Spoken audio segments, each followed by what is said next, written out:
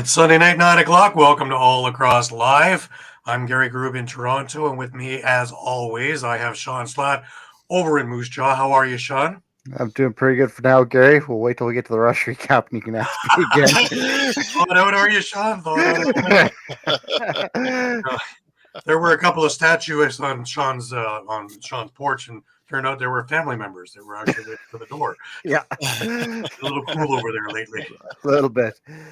But, I don't know if you guys are like us, and we're in the big thaw now. So pretty soon we're going to be talking about flooding, not so much snow. But, every week something different over here in Canada. And over in Connecticut, we got Muffler Mike. Muffler, how are you? I'm doing good.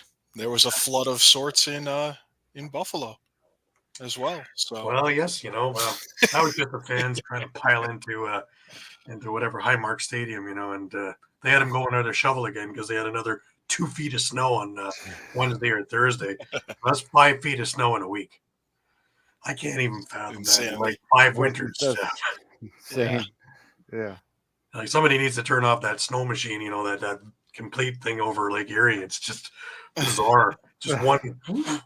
And if you haven't been in that line, you're done. Yeah. If you're an inch one way or the other, you sit there and laugh at people who are inside that line. Anyways, I digress. Welcome to the show. It's been a great week. We had some terrific NLL games this weekend, and Shawn, not so great NLL games this week. Just taking a look quickly. Eduardo was with us. St. Augustine, Florida. Chilly, 49 degrees. Yeah. Rub it in. Rub it in. I wish, yeah.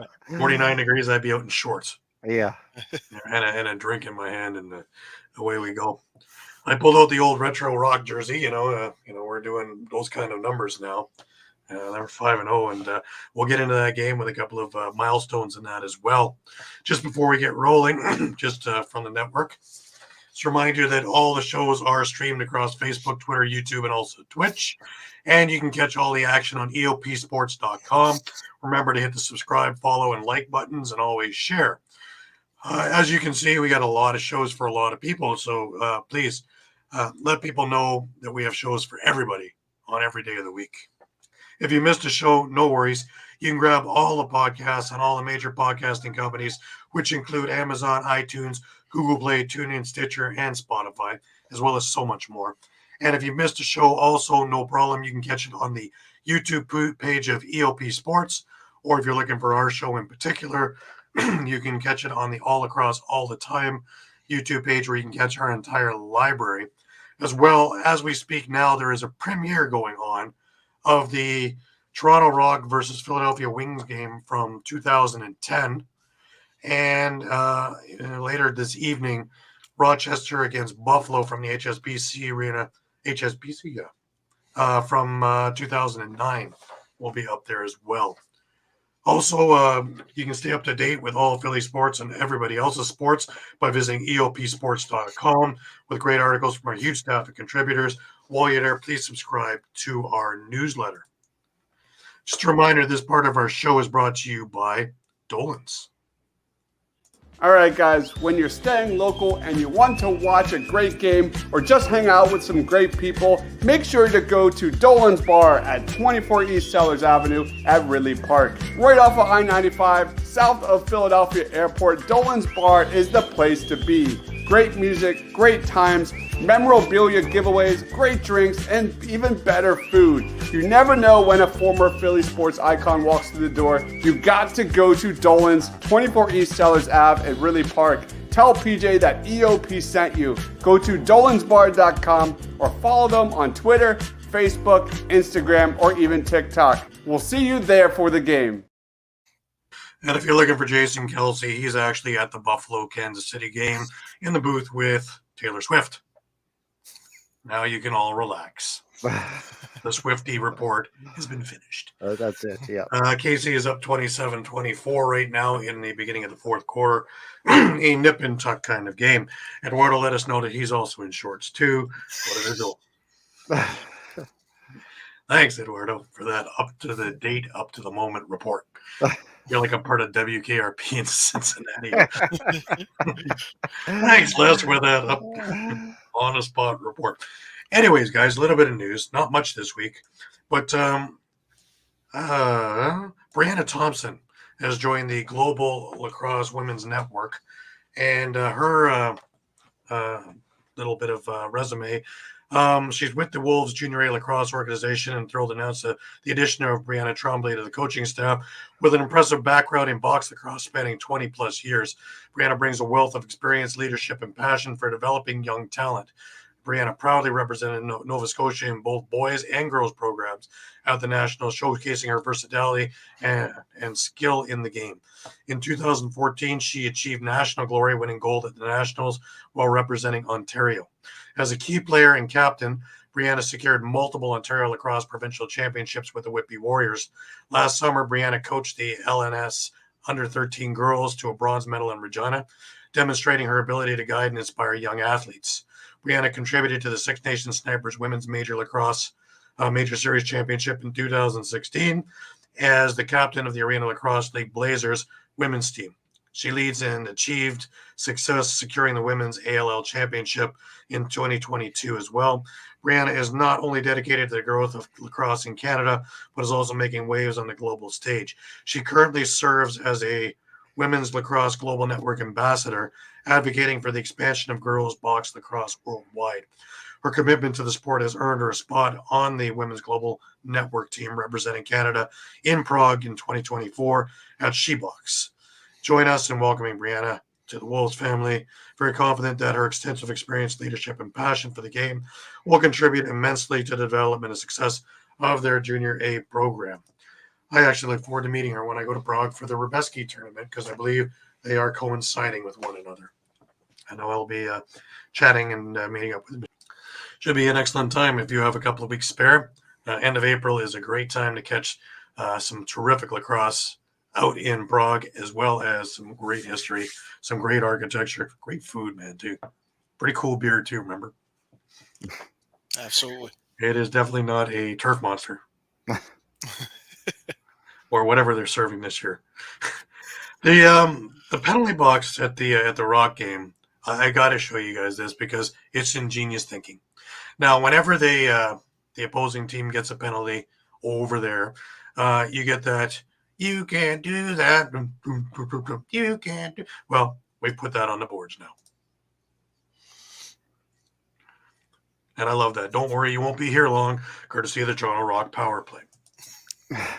Genius. You gotta have fun with this stuff. Anyways, let's move on. The MSL draft was held today at the Rock Athletic Center. 4 rounds. The one name that comes out to me as first overall was Chris Riglieri from Orangeville, and of course your San Diego Seals, and he went to the Owen Sound North Stars. All the other names, really not big names. Dylan Robinson was going to Brooklyn as well. Also Beaches Lacrosse. But as the rest of it is up on our page if you want to take a look at all the names and who went where for this MSL draft. Summer Bowl is just around the corner, guys. Doesn't that warm me up inside? Hard to believe. Yeah, So warm me up inside a little bit. I know. Anyways, that'll bring us over to the Arena Lacrosse League, and the Arena Lacrosse League East had 5 games that went off on Saturday. And there you go. There's all your scores. Firebirds beat the Sirens 11-2. The Cobras beat the Sirens 4-3. The Skyhawks beat the Firebirds 6-2. Skyhawks then beat the Blazers 6-1. And the Blazers and the Cobras tied 3-3. The West games from ALL West, I haven't gotten any scores yet. But as soon as I get them, I will have them up on our page. Taking a look at the Arena Lacrosse League over in the East and the men's, we go back to Friday where the Oshawa Outlaws beat the Brampton Express 16-12 at the Memorial Arena. And even though after a slow start, the Outlaws put in gear, never looking back. They were down 4-0 only 6 minutes into the game, which included a shorthanded marker.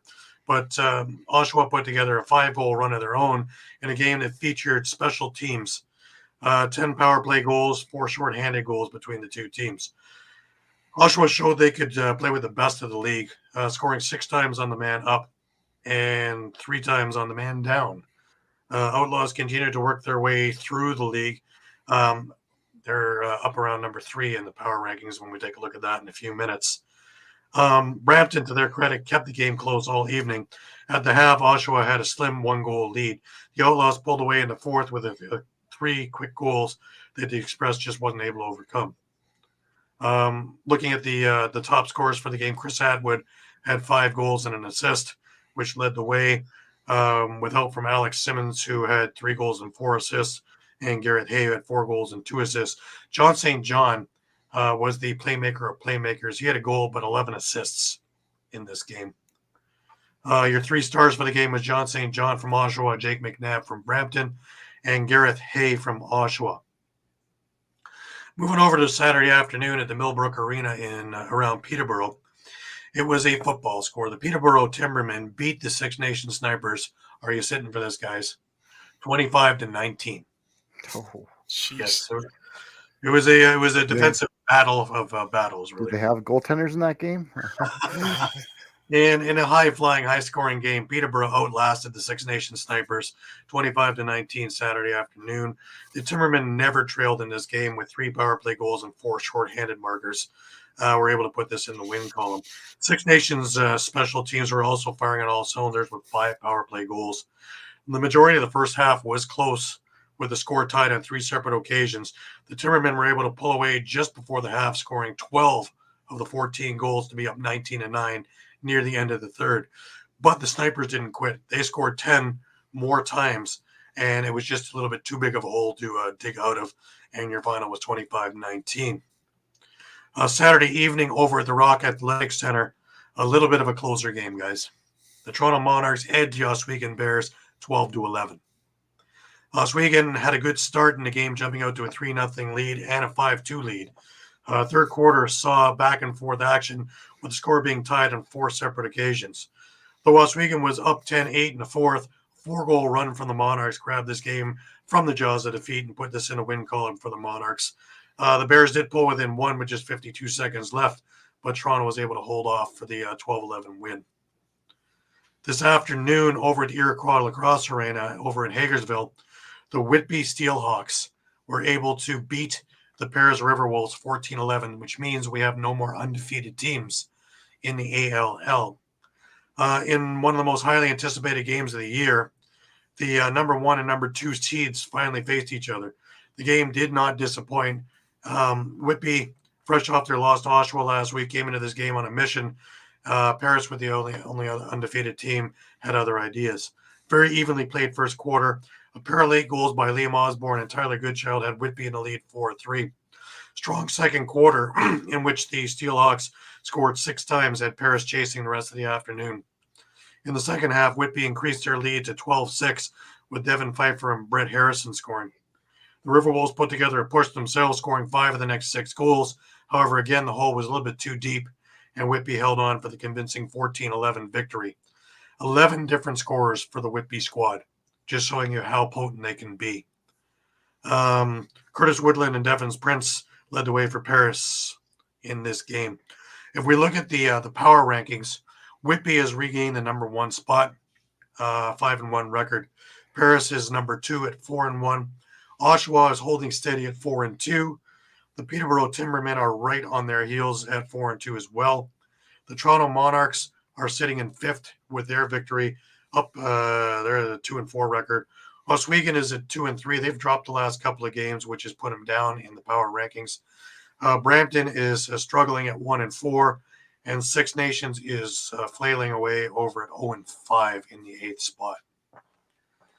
Taking a look at the couple of games that went on in the ALL West, the Sea Spray beat the Blackfish 11-8, and there has been Oh, we do have a final score. The Shooting Eagles beat the Grizzlies 17-15 in that little to-do over in Langley. Curious if I can pull up the standings. ALL West, the Shooting Eagles are in first with a 7-2 record. Sea Spray second at 5-4.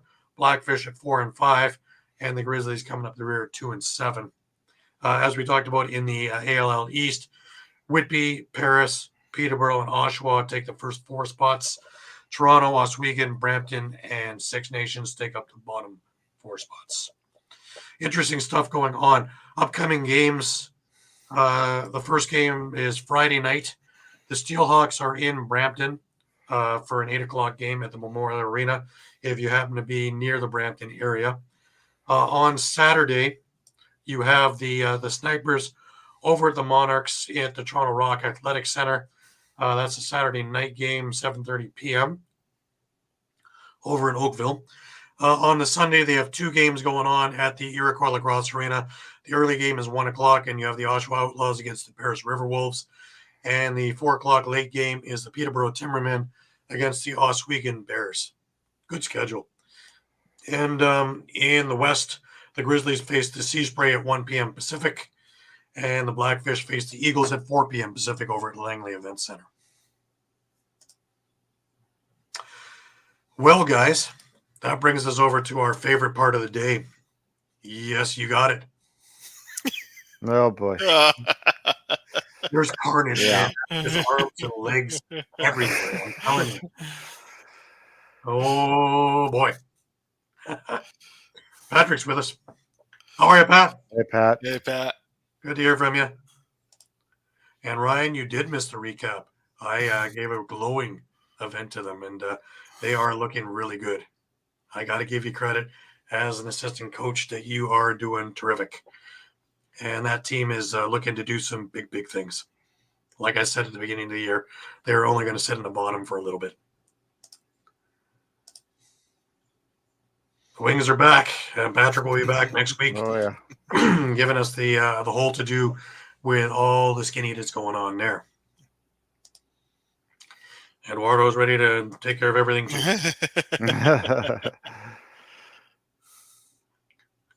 Yeah, the Outlaws did play a heck of a game. Absolutely. But yeah, looking at our carnage, Pat, myself, and Shawn all did wonderful at 1 and 4. Yeah. I'm amazed we got the 1. And, for a while there, it looked like we weren't going to get the 1 because Georgia was taking care of Toronto for 3 quarters out of 4. Muffler Mike is over at 2 and 3. And we have a new leader, Eduardo, with 3 and 2, even though I got it messed up there. Eduardo is leading the pack there with a 24 and 18 record. Shawn is in second at 23 and 19. Pat and I are tied at 22 and 20, and Muffler Mike is right on our tails, nipping. I actually feel him on my heels at 20 and 22. So when I have my bad next week, Muffler Mike will be passing me. Mike's making a comeback. You heard it here first. Here. Still I'm telling plenty you, of man. season left. If we're looking at who's made the most leaps, we got Muffler Mike for that. I'm telling you. Just in case anybody's wondering, it's a Chris White authentic jersey. In his two years with the Rock. This then became a Kevin Crowley jersey for his 3 months with the Rock. just putting that out there, guys. Anyways, a little bit of NLL news. Our players of the week for last week. Christian Del Bianco with 48 saves and just 7 goals against Vancouver was the player of the week. The rookie of the week was Jason Knox, who had a great game for Panther City, 4 goals and an assist. We had a couple of very big milestones this week. Last night, Lyle Thompson got his 300th career NLL goal. And, of course, in true Lyle fashion, and you'll see it on our clips, an absolute highlight reel goal in which he jumped across the crease and actually brought it back and put it short side while in the air. Just, typical Lyle Thompson goal, as the rest of us just need a chiropractor just thinking about that. Matt Vince, even though he had a rough start to this game, played a real good second half. But again, they dug a big hole for themselves. Excuse me, for the first half. And we'll get into that game in a few minutes. 10,000 career saves plus now. Oh, That's outstanding. yeah. Just every week, it's just a new record for Matt Vince, adding to his, ultra platinum Hall of Fame career. There should be a different wing for Matt Vince with all the records and accomplishments and all the different things that he has done in his stellar career. If there is ever a doubt who was the greatest goalie of all time, here he is. There he is. I would argue Oh, with no, anyone no doubt. from any era about it. I don't care about equipment. You take a look at what he has to face game in, game out. And that doesn't even include all the other accolades from MSL, from Man Cup, from Canadians, from other things. I believe he used to play a forward position when he was doing MLL because he didn't want to face these guys in the summer. So he was in good enough shape that he could take on any forward role. Just amazing. That's the thing. And in his Longevity. 40s, he still puts Yeah. people to shame with the shape he's in. He is in fantastic shape. And he can play as long as he wants to play, really. If he wants to get out in a year or two, nobody's going to complain and nobody's going to argue. But if he wants to play until he's 50, I'm sure he could still outlast, if not all the goalies out there, 2/3 of them. That's how good a goalie he is. Steph Charbonneau. This is a nice milestone also. 300 loose balls for his career. I've had a chance to watch him since his Mimico days as a junior, and you knew he was going to be something. And thank God he's proven me correct. He's just a spectacular player, and I'm sure that Philadelphia is, hurting losing him all those years. All right, guys, shall we get into some of our fantastic games? The NLL had 5 games this week. And, of course, the first game of the week was Friday night in Buffalo. It's the Jeff Teat night, really. It was a Tucker lymphoma night. And, Jeff Teat put on a show and a half. 5 goals, 4 assists for Mr. Teat. If we look at the game, Riptide got on the board first with Mitch Wild on a breakaway. Went with a sidearm shot that beat Matt Vince through the 5-hole. Just over a minute into the game. Chase Fraser answered with a behind-the-back shot, which just was incredible. And that tied the game up off a Dane Smith pass a minute and a bit later. The initial save was actually saved by Dunkerley, but the momentum had him fall backwards into the net. The Bandits took the lead when Chase Fraser hit a second of the night. His shot caught the short side off a Jaws Byrne pass at 3:14. Stephen Keogh tied the game up for New York when he fired a quick shot to the top corner off a Kyle Matisse feed, followed by Riley O'Connor converting a Jeff Teat pass on a give and go at 10:04 for the lead. Josh Byrne tied the game up, firing a screen shot from the outside to the short side off a Brandon Robinson pass. And after the first quarter, it was Buffalo tied with New York 3-3. Then Jeff Teat started getting involved.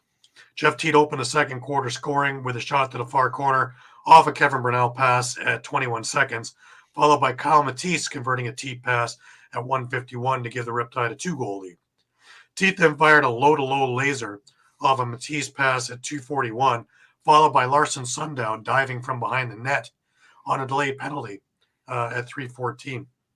Stephen Keogh fired a low-to-low shot from in front of the net on another delayed penalty to the Bandits. And Jeff Teat's third of the quarter picked the top corner off a Kyle Matisse pass on the power play at 5:44. At this stage, the Bandits changed goalies, and Stephen Orleman got his first action of the year since Brendan Shanahan was scratched for the game. Riptide welcomed Orleman to the game not long in, and Connor Kiernan dove and shot to the short side off a Stephen Keogh pass at 7:30. Buffalo got one back shorthanded when Dane Smith picked up a Riptide pass going coast to coast for the unassisted goal. New York answered right back with Kyle Matisse firing a howitzer from the outside off a Jeff Teat pass at 9:57 for his second of the night. Matt Vince then went back into the net. and made a few more saves towards his 10,000th save. Josh Byrne hit the short side off a Dane Smith pass at 11:43, followed by Ian McKay firing a sidearm shot in transition to bring the game within 5. So at the half, it was New York 11, Buffalo 6 to a very silent 17,000 people in the KeyBank Center in Buffalo. The Bandits got moving quickly in the third, though. Toka Nanticoke opened the second half, scoring with a quick stick off a Josh Byrne pass at 1:43, followed by Chase Fraser's third of the night, also off a Byrne feed at 2:32. Stephen Keogh scored his second of the night, converting a Larson sundown pass on a broken play to stop the Bandits' 4-goal run, which went back to the second quarter, but was answered by Dane Smith on the power play, converting a Chase Fraser pass at 8:29. The Riptide survived a Buffalo 2-man advantage with some excellent penalty killing and kept their 3-goal lead heading into the fourth quarter. However, Ian McKay opened the fourth, scoring off a Josh Byrne pass 119 into the wide open net. It was a pretty incredible play, pulling the goalie Dunkerley to one side, and Ian McKay had a wide open goal for that. Stephen Keogh scored his third of the night to answer back for the Riptide off a Colin Matisse pass at 3 minutes even. Nanticoke then dunked a shot from behind the net off a Chase Fraser pass, followed by Josh Byrne finding his way out in front and banking off a Dunkerley to bring the game within 1. Chase Fraser's fourth of the game tied this thing up, and you just felt the momentum swinging. However, Jeff Teat, there you go. He answered with his fourth of the night off a Riley O'Connor feed just 22 seconds later and stopped all the momentum and quieted down the KeyBank Center once and for all. Matt Marinier scored into an empty net with 2.6 seconds left in the game to put an exclamation point into this game. New York wins 15-13. Your 3 stars was Jeff Teat, Josh Byrne, and Stephen Keogh. Shots on goal favored Buffalo 58-43. The faceoff battle went to the Riptide 19-12. The loose ball battle went to the Bandits 73-58. New York went 2 for 3 on the power play. Buffalo went 1 for 4 on the power play, but scored 1 shorthanded goal. Quite the game. We got some clips on there just to back up what I just told you about. Now back over to Smith. Smith floater in front, over the shoulder shot. Crossing the line, and yes, goal scored by Chase Fraser. Mike Hazen said, we've already got enough righties. We're going to push you along. There's a shot score by New York. Very crafty. McKay. New York on to attack down into the Buffalo zone. Retaining the ball over, not resetting the shot clock. They score! How about that one, Jeff Teat? And by everybody, you can buy one, and the proceeds go to charity for pediatric cancer. And a quick goal there for New York. How about that? Paying dividends off. New York inside the Buffalo zone here in the second quarter of play. Leading at 5-3. Shot score! Jeff Teat with a low laser.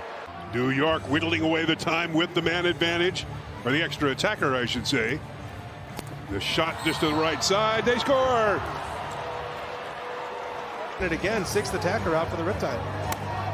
Teat's got the ball from the top of the slot over the shoulder feed. Very quick, they score!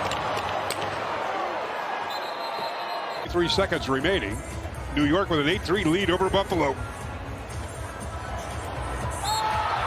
And Jeff Teat working the top of that power play from the shooter spot. For the veteran defender. Pretty good transition player, too. And speaking of which, there's a shot and a goal scored by New York. Relentless is the crew chief tonight out on the turf. There's a break for Buffalo. Streaking in, there's a shot, score! Appreciate the time, Dan. Thanks so much. Guys? Thank you, Dan, former Buffalo Bandit, 2005 to 2008. And how about that one? Go, Buffalo! Tipping it to O'Connor. There's a shot on by Teat. Rebound, New York, score! How about that one by Stephen Keogh? The restage of the attack, of which reset on the shot clock. Leading it by 2, 12-10. Short range shot, score! He'll be with Nanticoke. Fraser with a swing move. Low drive wide. Nanticoke looking for the rebound. He's got a diving shot. Scores! Stick. Over into the backcourt. Good hit on Jones. There's Byrne. Takes the shot. He scores. Move by Weiss to Nanticoke, who finds an open Chase Fraser with the swim move. Fraser scores.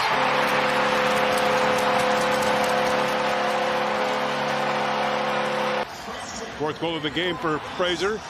Here is Teat leaving it back out. Now Teat again with a shot. He scores.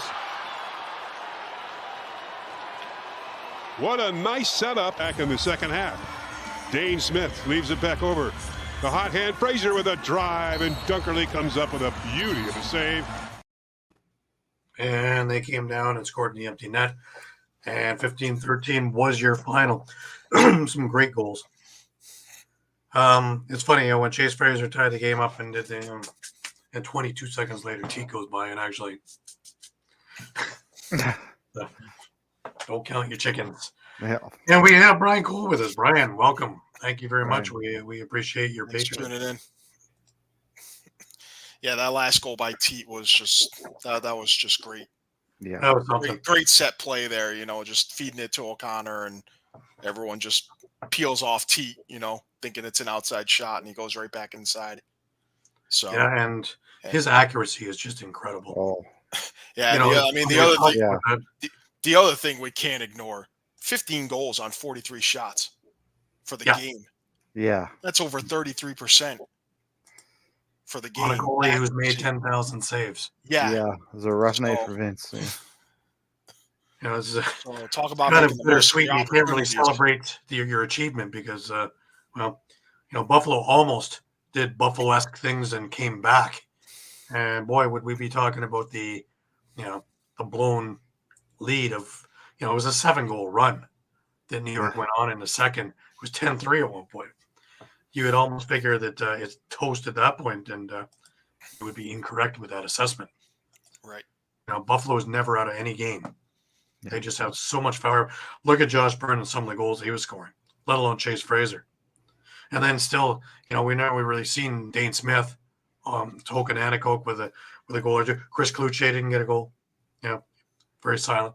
So these guys are all, there too. So when they get rolling, they can put them up with the best of them. Right. But, a solid defense. I'm very curious when Toronto plays Buffalo next week. And, the defense that Toronto has at the moment and the transition game, which has been saving them until their offense rolls. Because, missing Schreiber, now Dan Lintner got hurt in this game as well. So it's going to be interesting to see the different ideas that they have. T.D. Erlin was out for this game as well. And, they dressed Cam Milligan, but had him as a healthy scratch. But I imagine if Lintner's out, Milligan will be in for this game against Buffalo, which gives them some more scoring prowess. The one thing I really like about Cam is when he shoots, he's got the same positioning and the same fluid motion for a pass as a shot. So you're not really sure what he's doing, and he masks it beautifully. And I got a chance to watch that firsthand in Prague when he was with the Gales, and we talked a little bit about that on the other show as well. And of course, his days in Peterborough and now with the Rock. So it's a pretty cool thing. Anyways, let's keep moving along. Our next game is the Albany-San Diego game, and we do not have a. Now, of course, I picked Albany, so they lost. So we do not have an undefeated Albany team now. Dixon and Stotts each score 4 goals as the Sales hand the Firewolves their first loss of the season. Yeah, big game from Dixon, 4 goals. Stotts had 4 goals and 3 assists. Westberg 2 and 5. Dane Doby 5 assists and a goal. And Chris Reguilieri, big game, 44 saves. And I don't want to say this one was over by halftime, but it almost kind of was. The fat lady was warming up in the dressing room for sure. Yeah. Two big runs. A run of 4 goals to start the game, into the second quarter even for San Diego, and Albany didn't score in the first quarter, and I think it's only the second quarter this season where they failed to score. So another 3-goal run puts them up 7-1. Alex Simmons gets a buzzer beater to make it 7-2 at halftime. And then Albany comes roaring back, and they pull within 1, but late in the game, another big run by San Diego. I believe it was 5 straight goals in the fourth quarter to kind of break the game open. And now the concern for Albany is going to be Doug Jamieson. He was replaced by Justin Getty to start the second half. Word is a lower body injury. They say it's not serious, but let's hope it's not not the start of a epic collapse for Albany. So if they do have a week off, I believe, before they have to play. I believe it's in 2 weeks. So I forget if they have a game this weekend. No, they are off next week. So how did they do on the power play, Mike? 2 for 4, I believe. So better than they have been, but they're still, that's hopefully it's something they can start to fix, because this unit could really be something if they can get going, and capitalize on those man up opportunities that they're getting. So I guess the other side I look at is 9 power Absolutely. plays for San Diego. That reeks of discipline a bit. Yeah, and they and I think Albany's been fairly disciplined throughout most of the season. So maybe this is their one kind of misstep, and hopefully they can right things. But I think they have is it Vegas in 2 weeks? And I think it's in Vegas. So then that's going to be the back end of a 2-game set. And no, it'll be at home, because the first game against Vegas, they won in Vegas. So it'll be at home. But they're going to have some, they still have a few tough challenges ahead of them. So it'll be interesting to see how they respond basically to their first kind of low point of the season. Right. All right, we have some clips from this game. Let's have a quick look at that. The anthems began here at MVP Arena, so don't know if that has something to do with the delay and them returning, but doesn't really seem to matter. Curtis Dixon scores shorthanded. He is a weapon. Unsportsmanlike conduct, so that was the call right at the beginning of the game, but no power play goals and a shorty. And on the move, San Diego, no goal. It appears Dixon was in the crease. The angles being taken away there by Orglieri makes you kind of think that you might want to change the way you're looking at it, try for some chances, kind of like those. Pump the fist, Austin Stotts, a freight train on the loose. Much tonight. Pass is picked off. Can Albany get something going on the break? Nishimura on the move, he scores!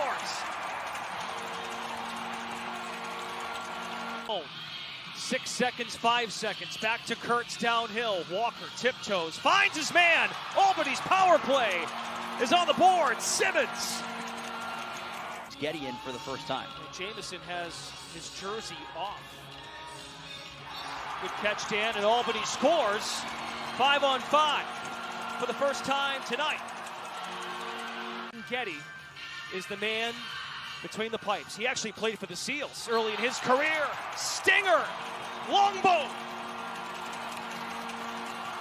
Tonight. Absolutely the case. Game to runs, game to momentum. Brendan, goaltender to the bench, and a big one to end our third.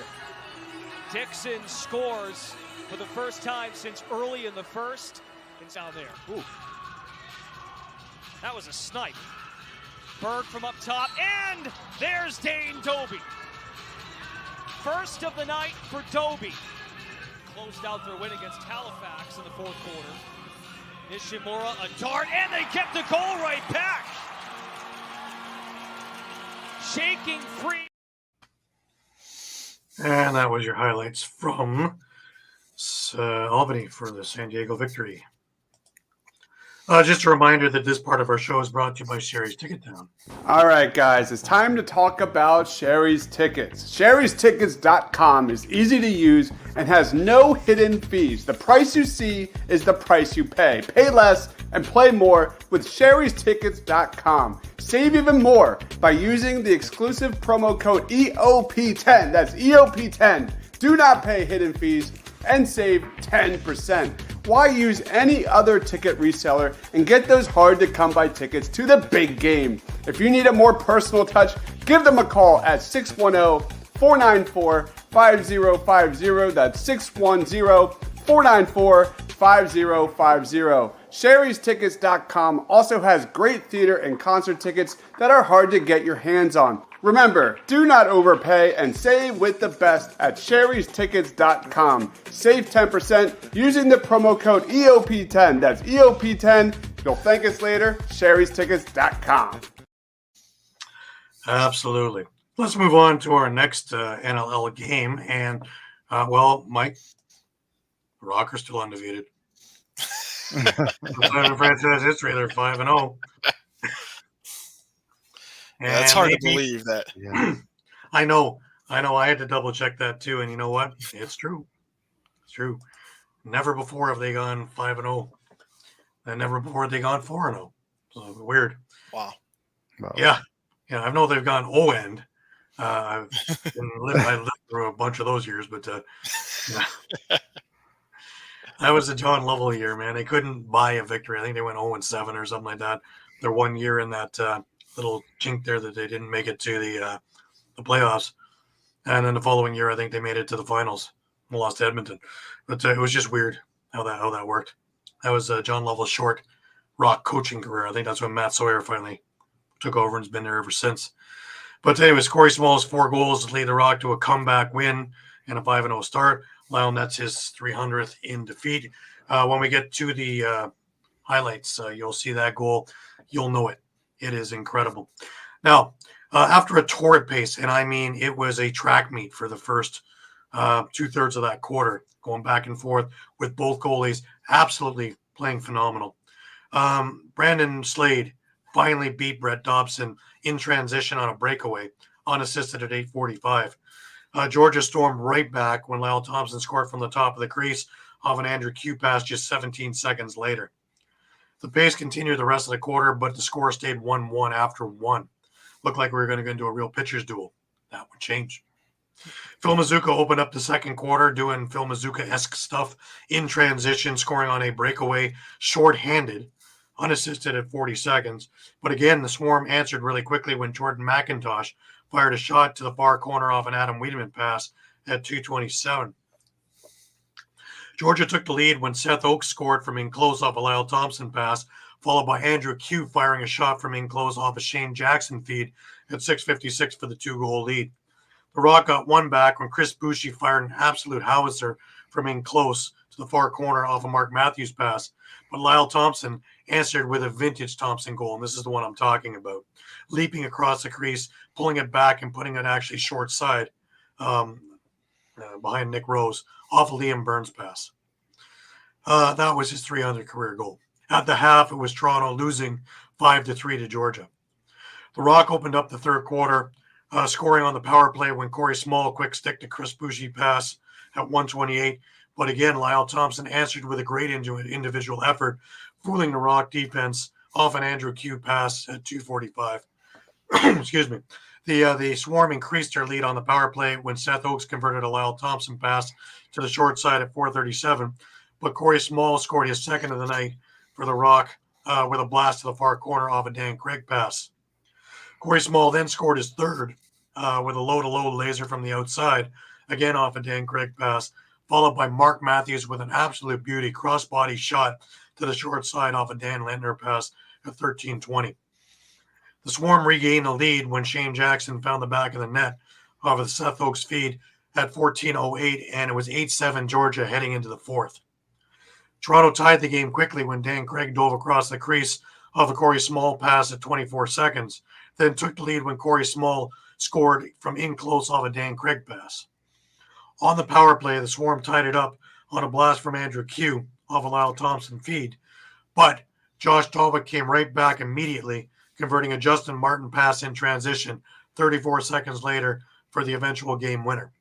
Georgia thought they had it tied at 8:32 when Lyle Thompson had put another highlight reel goal in.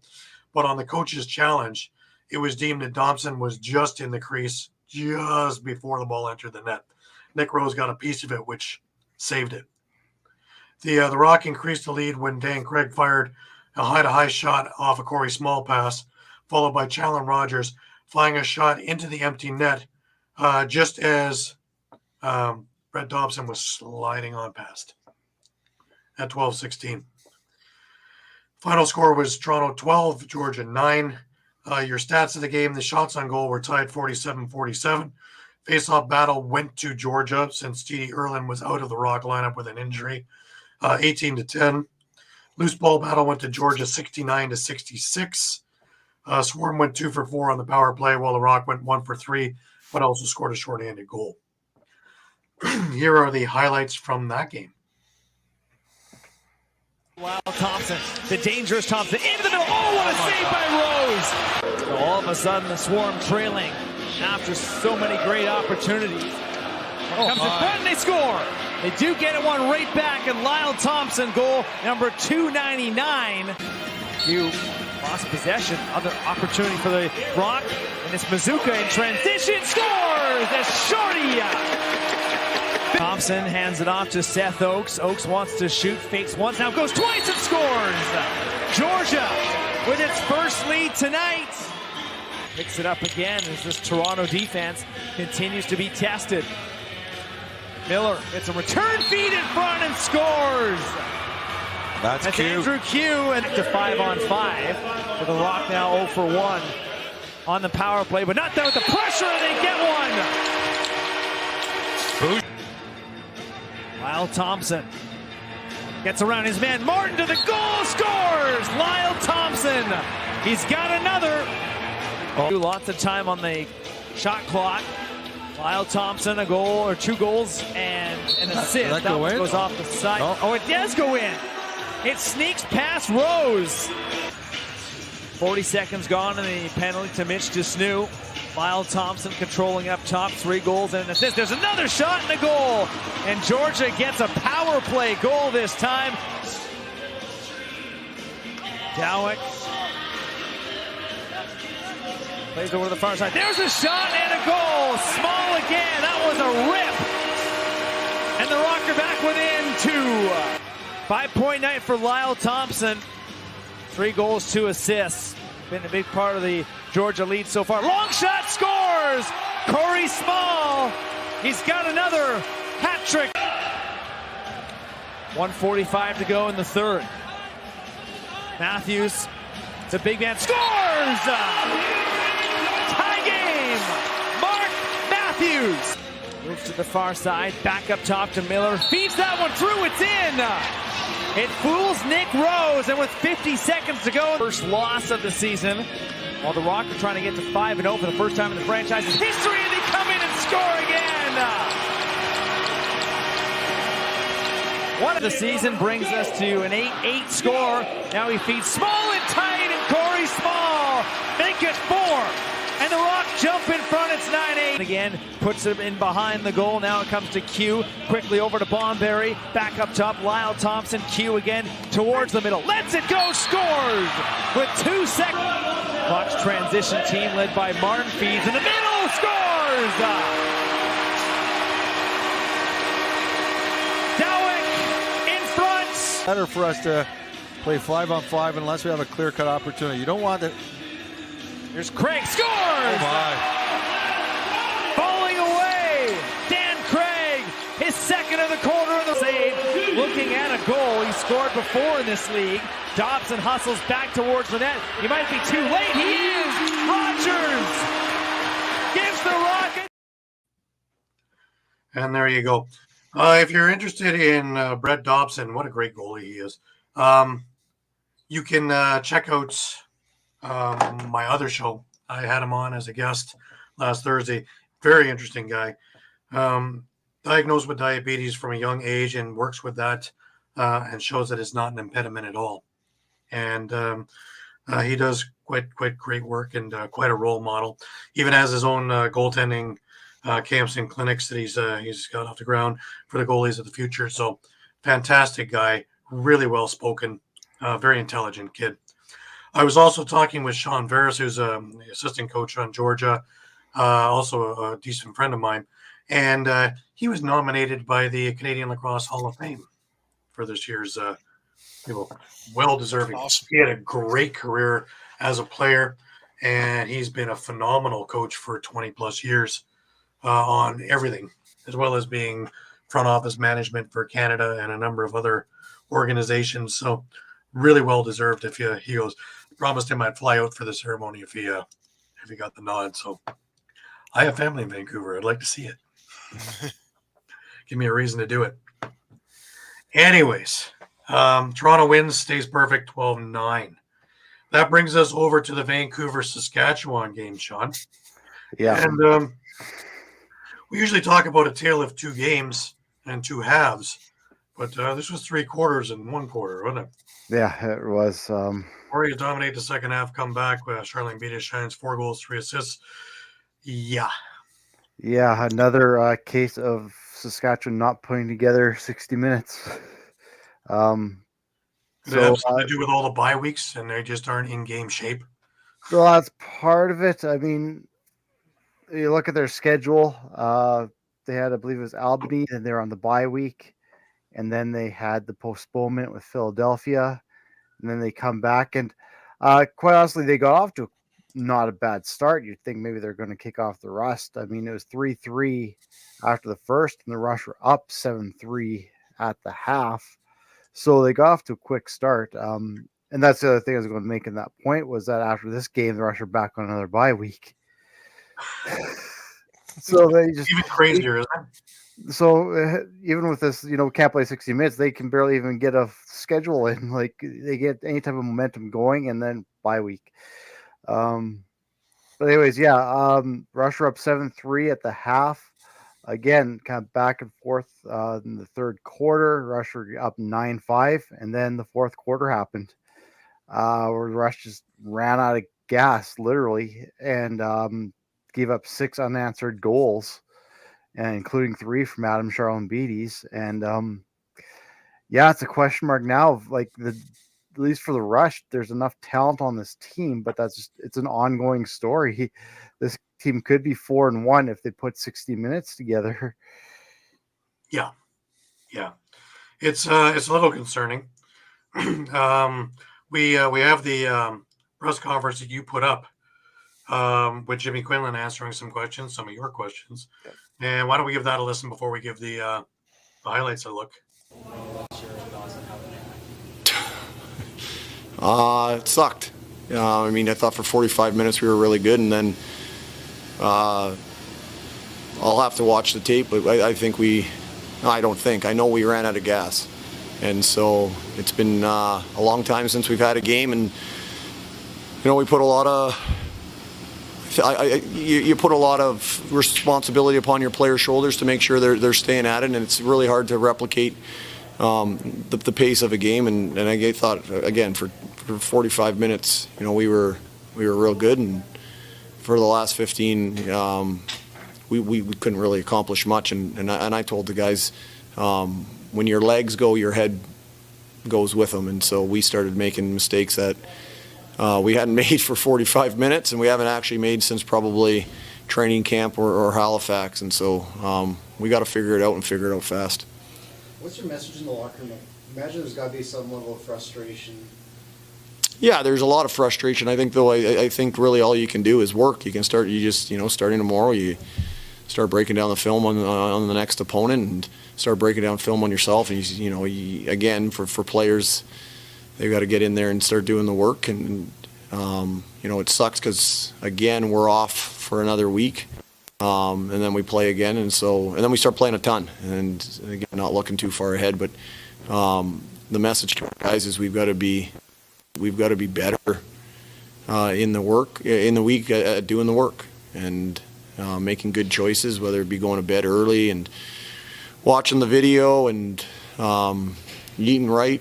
Those are all things that, again, that we can control. And the last thing I said to the guys, and I was guilty of it too there in the fourth quarter, is when things are going well, you never look at the scoreboard, and then when they start kind of not maybe going your way, you start looking up there, and again, that's a direct result of your focus shifting from what it needs to be onto, again, something that is a direct result of the process, and so it's getting back to doing the things we need to do.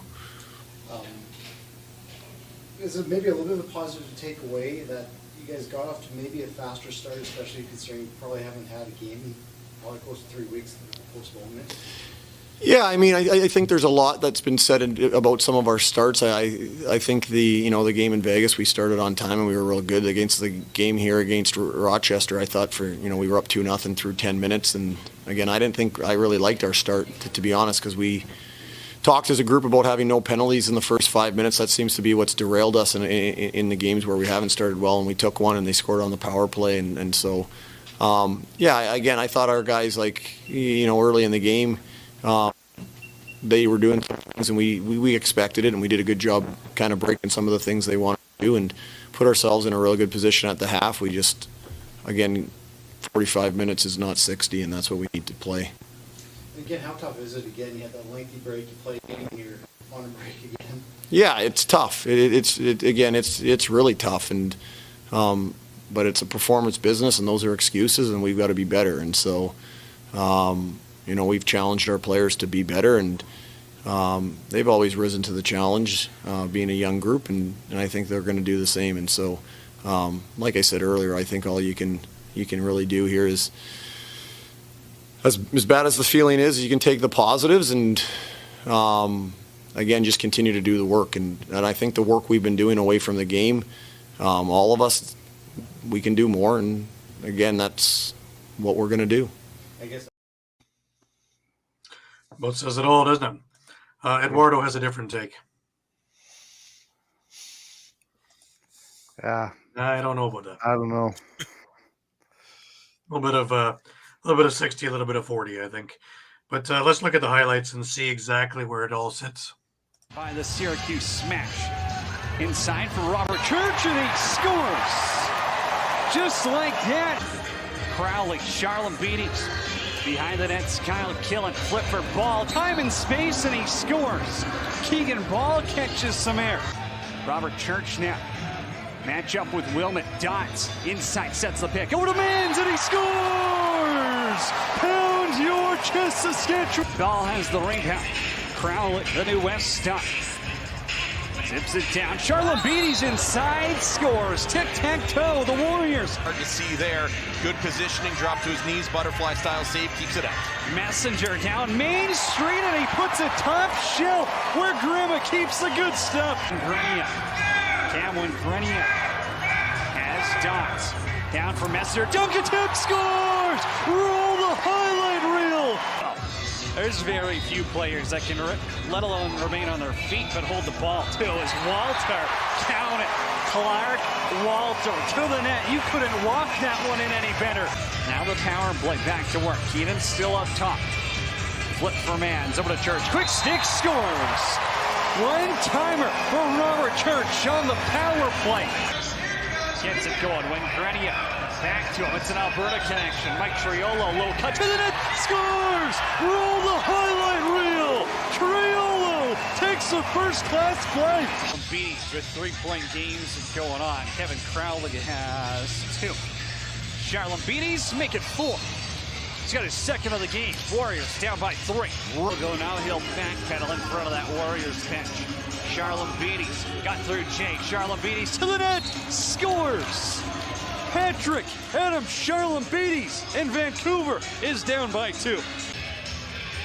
McCully outside, low and now to the middle, through everyone, and he scores! Rush defenders collide, no mistake made. Crowley across for Charlem Beatties. Hot stick in this contest. Crowley wide open, rebound, scores. Tie ball game. Kevin Crowley, his second of the contest. Finds Charlem Beatties. Switches hands. Back for Ball. Outside look, and he scores. Keegan Ball puts Vancouver in front with 8:11 to go. Near perfect for Aaron Bolt here. Now driving to the net, Charlambides. Just a free lane opens up, and Adam Charlambides buries.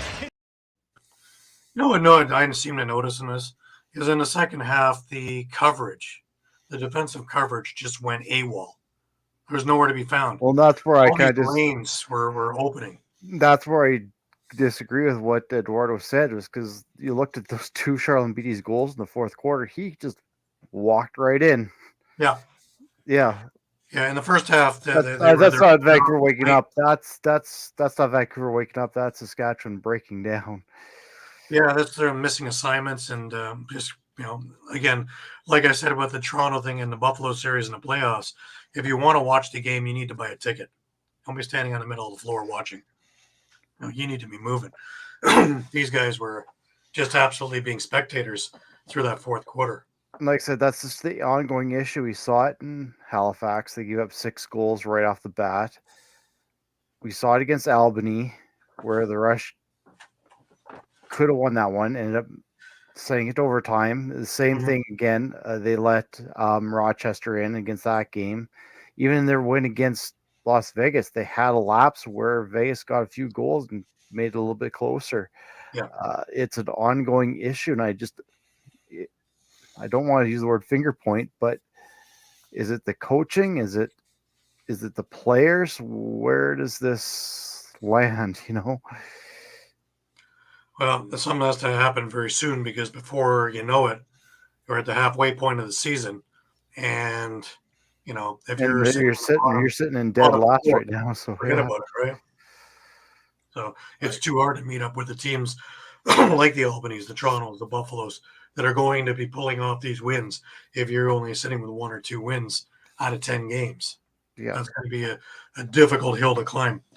Just before we move on to our last game, just a reminder, this part of the show is brought to you by Philly Sports Trips. All right, guys, if you're a Philly sports fan and you want to travel with your favorite team, then travel with the best. Go to phillysportstrips.com. They have self-travel packages and full travel packages available with round-trip flights from the Philadelphia airport. Packages include direct flights, 4-night stays, all-inclusive tailgate parties, lower-level group tickets. Whatever you want, you got it with phillysportstrips.com. If you want to travel to an upcoming Phillies game, make sure you check out Philly Sports Trips. And do not forget, Philly Sports Trips has all the away trips for the Eagles' upcoming 2023 season. Jump on it now, because you do not want to lose out on all these great opportunities. Go to phillysportstrips.com.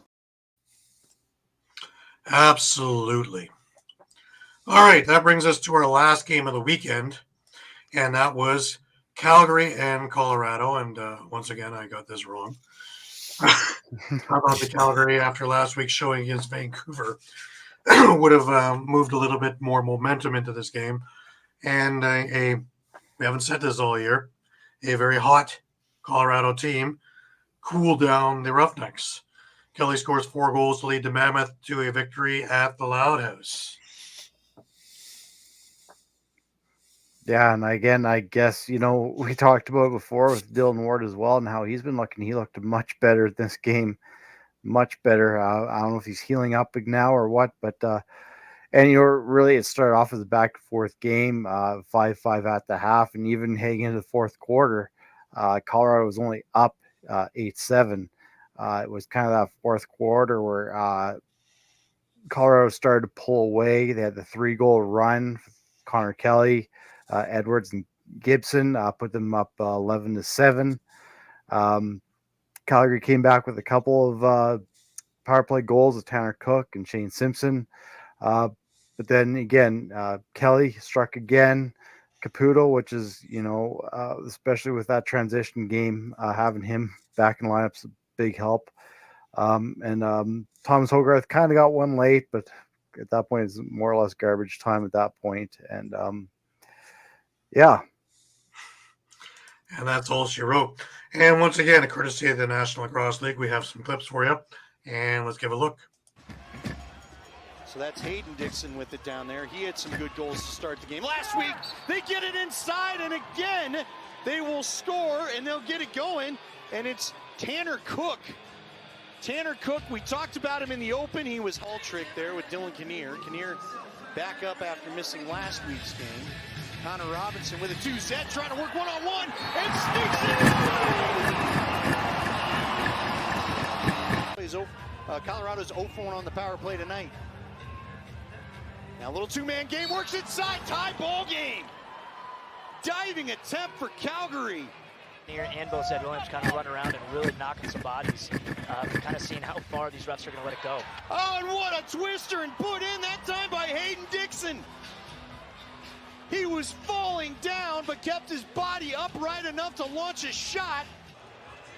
Connor was able to wear the A for a game early in the season when a couple of guys missed because of a fight. Now they work to the middle. What a beautiful just touch play. So there's Calgary. There's a nice shot, but Dylan to the task. He had his stick in the 5-hole. Now he tries to go deep. Oh, he's able to complete the pass. Gillis! And score! Jordan Gillis! Here's a wide open Connor Kelly, but he shot high, and that was turned away. Del Bianco all over that. Now he has transition chance. On the run, Calgary is in, shot, score! And that'll be Shane Simpson with the tally. A transition goal for Calgary. I don't know if he got it out of there. Came out kind of funny, but another transition chance for Colorado. They've got numbers, backside, Brett Craig, goal! Brett Craig with the slow run, and a great job by Jordan Gillis to be patient and find the trailing man. Fan who's watching at home are kind of looking at the stat sheet, but when you see a guy like Chris Worrell kind of get to the scoring tally, you know that this offense is fully going. Picked up by Hayden Dixon, and a goal. The run is over. Dixon just took that ground ball on a hop and fired it home past. So Colorado with it again. They are on a 2-goal run, hoping to make it 3. There's a shot fired. Oh, rebound, Tyson Gibson. Big shot by Connor Robinson. Gibson. And that is your final with Colorado coming out victorious. If we take a look at the standings, let me just put this out there. You'll see that Toronto is ahead at 5-0. Albany right on their tail, 6-1. San Diego 4-2. Rochester at 3-2. Georgia at 4-3. Buffalo at 3-3. Las Vegas 2-3. Philadelphia at 2-3. Calgary at 2-3. Panther City at 2-3. Halifax at 2-3. New York and Vancouver both at 2-4. Colorado at 2-4. And coming up the rear is the Saskatchewan Rush at 1-4. A big hill to climb. Yep. So, but not impossible. Nothing's impossible yet. We're only 8 weeks in. Yeah. So third of the way in. Yeah. Anyways, before we wrap up, I just want to remind everybody this part of the show is brought to you by David R. Cherry and Associates. All right, guys, let's talk about Cherry Law Firm. If you get hurt at work in a motor vehicle accident, personal injury, or affected by criminal law, you got to call David R. Cherry of the Cherry Firm. Call 610-565-0300 or go to cherryinjurylaw.com. Let David R. Cherry fight for your rights. Again, that number is 610-565-0300. That's 610-565-0300 or go to cherryinjurylaw.com. Let David R. Cherry fight for your right. All right, and just having a look at what's upcoming in the NLL next week. On Friday night, we have Colorado visiting Vancouver. On Saturday, you have Rochester and Halifax facing one another. That's going to be a pivotal match. Yep. That's going to be a big one. You have Buffalo coming to Toronto, another big match. Again, the undefeated Rock, but Buffalo and Toronto always have brutally physical games. One way or the other, doesn't matter. And it doesn't matter how either team is doing. They always get up for one another. It's kind of like Montreal and Toronto in the NHL. Didn't matter if the Leafs were last and Montreal was first. They always seem to play each other like it was for the Stanley Cup. And this will be no different. Georgia heads into New York, a pissed off Georgia Swarm team. But New York has been looking really good lately. So, again, this is another one to circle on the calendar of, will Jeff Teat be able to run wild on that Georgia defense? I don't know. They're pretty vivacious team. Big guys too. San Diego heads into Philadelphia, and our man Pat will be on that game. And I believe we have another one. Yeah, Panther City in Vegas for the last game of the week. Yeah, and a number of these, the Colorado Vancouver game, that's doesn't seem like a big one, but that's back end of a 2-game set. Yep. And remember, that was that game that Vancouver, I believe, went scoreless in the second half and allowed Colorado to come back from 5 or 6 down, Right. force overtime, and ended up losing that game. So that's a win that the Warriors kind of let slip out of their hands. And same thing with Panther City, Las Vegas.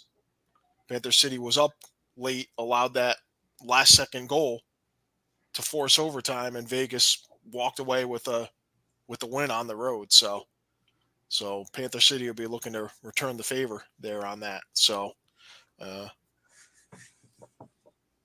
be an interesting week for sure. Definitely. Just a reminder, everybody, that we are on Facebook, we are on Instagram, we are on Twitter, we are on Thread, and we are on YouTube. And speaking of YouTube, not only is our library there, but 2 more retro games went up today. Toronto versus Philadelphia from 2010, and Buffalo against Rochester from 2009. Both excellent games. Both are up there for your viewing pleasure. Please visit over there and have a little look around. While you're there, please subscribe to our channel. There are a lot of things up there: press conferences, fights, interviews, our library of shows, as well as at least 15 retro games up there now, and more coming. There'll be a few more this week.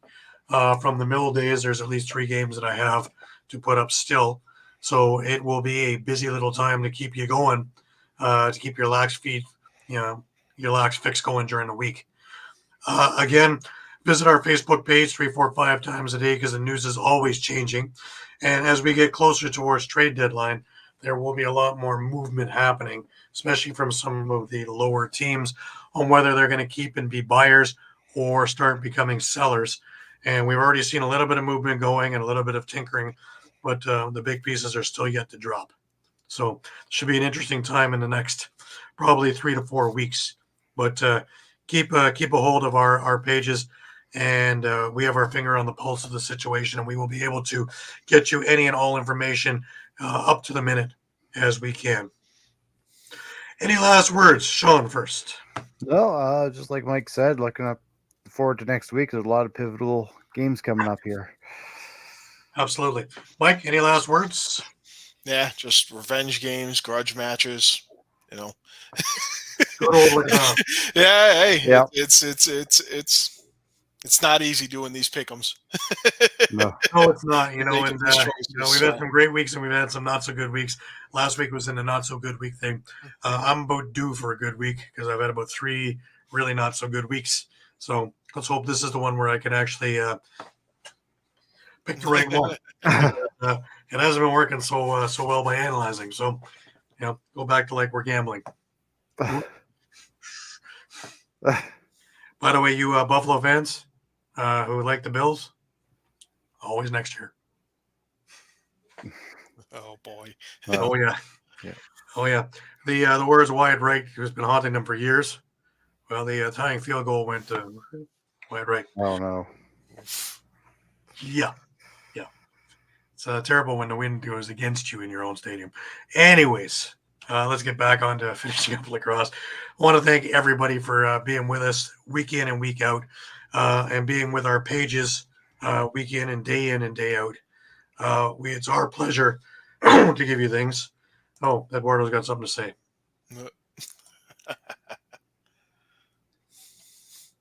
All right. Won't be surprised. Yeah. Won't be next week. You heard it here first. Yeah. Won't be next week. No, that'll be in 2 weeks' time. They can seethe for a week now. They can be like a lot of other teams that have lost and had to go to a bye week. Right. Yeah. And the game afterwards is Vegas or something like that, Mike. I believe so. Check on that though. I don't envy them. Could be a very ugly week. Yeah. Rock and Buffalo have 10 minutes of penalties apiece. I would put another 0 there. They hate each other. Yeah. They hate Yeah. each other. Yeah. Yeah. The fist will be flying. Absolutely. And it won't take much. Maybe the end of the national anthem. Pretty much. Yeah. It takes just that little. Oh, Eduardo's still going. Be a force of nature on Rochester.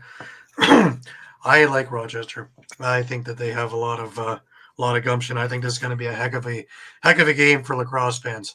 You were going to see an awful lot of skill from the offensive prowess of both teams. Hopefully, Austin Shanks is able to make his flight. He couldn't make a flight, which is why he couldn't play against Toronto, and that really affected the outcome there. Oh, that is all. Eduardo got his 2 cents in as well. Once again, I want to thank everybody for being with us week in and week out. It is our pleasure to give it to you, and we love all the feedback that we've been getting. And please, if you got anything to give us, by all means, please DM us, and we're more than happy to read it. Until next week, for Shawn Slaght over in, right now, Moose Jaw. Yep. And for Muffler Mike over in Connecticut, I'm Gary Groob in Toronto, hopefully with a deep thaw coming. Wishing you all the best of weeks. Remember, keep your stick in your hand, and until next week, take care, and we'll see you then.